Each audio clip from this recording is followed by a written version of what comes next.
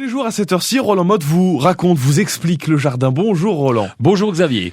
Qu'est-ce que vous nous racontez aujourd'hui ? Je vous parle de l'areca, une plante d'intérieur. En fait, areca, le nom est compliqué. On va parler de palmier d'intérieur. Est-ce que ça vous parle plus ? Un palmier d'intérieur, c'est un palmier qui est pas très grand, j'imagine ? Oui, c'est ça. Alors, dans son pays d'origine, à Madagascar, il est capable de pousser à 9 mètres de haut, 9-10 mètres de haut. On veut pas ça ici. Ah non, parce que chez nous, on est obligé de le garder en pot. Ouais. C'est une plante tropicale ou subtropicale, donc qui a besoin d'être à l'intérieur pour garder une température de maxi 17-18 degrés, enfin mini, pardon, 17-18 degrés, et après ça peut grimper au-dessus, mais on est obligé de le laisser à l'intérieur parce que c'est une plante qui craint vraiment le froid, et en pot, eh bien, elle pousse, allez, on va dire à maxi 2 mètres de haut, c'est déjà pas mal. Ça ressemble à quoi d'ailleurs ? Moi j'imagine une plante avec de belles feuilles.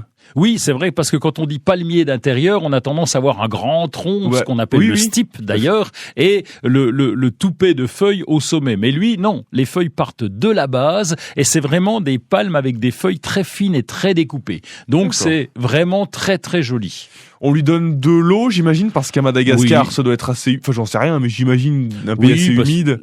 Oui, parce que c'est une plante de forêt, donc assez terrain frais et humide. Elle est capable de supporter légèrement la mi-ombre, donc si on est un peu éloigné de la fenêtre, ça peut passer. Par contre, c'est un arrosage régulier, sans excès, puisque pratiquement toutes les plantes d'intérieur n'aiment pas les excès d'eau. Donc oui, arrosage régulier, et puis on est tranquille. On coupe les palmes lorsqu'elles sont un peu sèches. Ça arrive de temps en temps, parce que ça se renouvelle.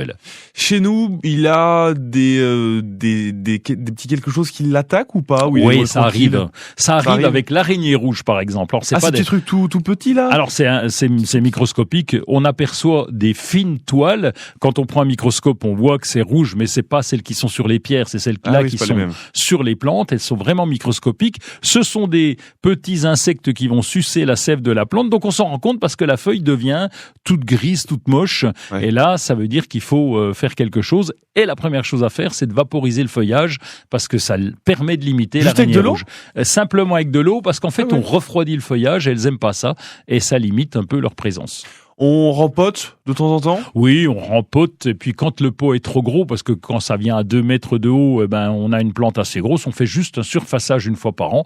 On enlève le terreau en surface, on remet du terreau pour plantes d'intérieur.